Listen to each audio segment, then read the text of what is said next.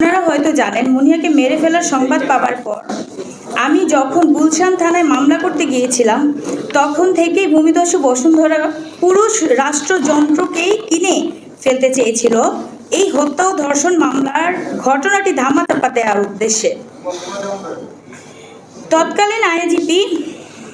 তৎকালীন আইজিপি বেনজির এবং গুলশান থানার DC Sudip Kumar, ADC Nazmul, OC Abul Hossain, SI Ali Ashraf, SI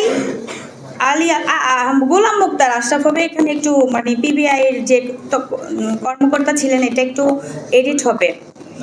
তো গোলাম মুক্তার আশরাফ পিবিআই এবং সহ আনভিরকে বাঁচিয়ে দেওয়ার জন্য নির্লজ্জ ভূমিকা রেখেছিল। পরবর্তীতে গুলশান থানা আনভিরকে অব্যাহতি দিয়ে তাদের তদন্ত প্রতিবেদন জমা দেয়। আপনারা হয়তো জানেন, আমি আওয়ামী পরিবারের একজন সন্তান। আমার প্রয়াত বাবা একজন মুক্তিযোদ্ধা ছিলেন। তিনি কুমিল্লাতে আওয়ামী লীগের রাজনীতির সাথে প্রত্যক্ষভাবে জড়িত ছিলেন। একজন মুক্তিযোদ্ধার সন্তান হিসেবেও আওয়ামী লীগ সরকারের শাসন আমলে আমি আমার বোনের হত্যার বিচার দাবিতে দাঁড়ে দাঁড়ে ঘুরেও ন্যায় বিচার পাইনি।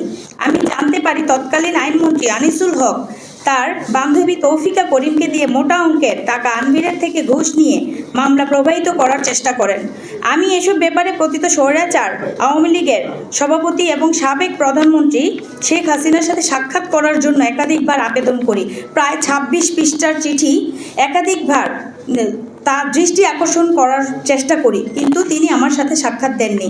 আমরা দেখেছি ছাত্র গণহত্যার সময় তিনি ভবন এবং অবকাঠামোর ক্ষতি দেখতে চান, অথচ ছাত্রদের দেখতে যাওয়ার সময় তার হয়ে ওঠে না। একইভাবে তিনি খুনি আনভির ও শাহ আলমের সাথে ঠিকই দেখা করেছেন।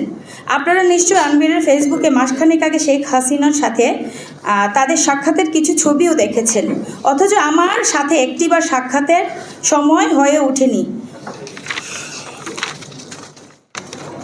সেটা নিয়ে আমি অনেক ব্যথিত।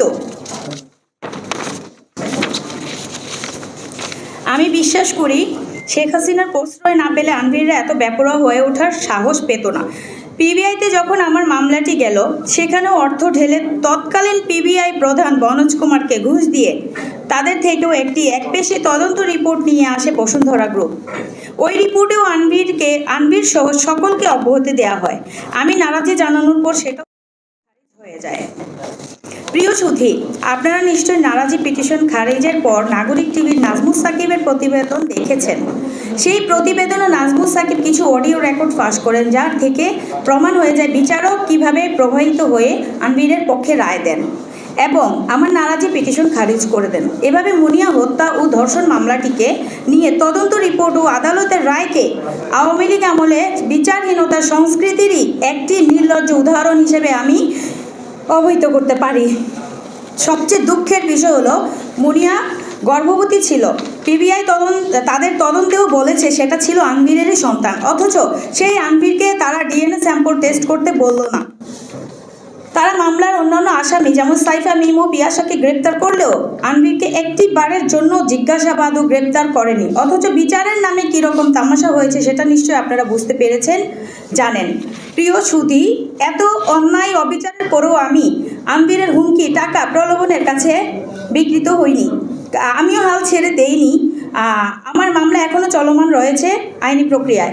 আমি বিশ্বাস করি স্বৈরাচার হাসিনা পতনের পরে স্বাধীন বাংলাদেশে আমি ন্যায় বিচার এখন প্রত্যাশা করতেই পারি।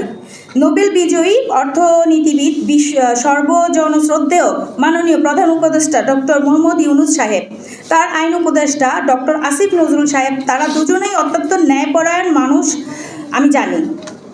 তাদের কাছে আমার বোনের ন্যায় বিচার প্রত্যাশা করছি।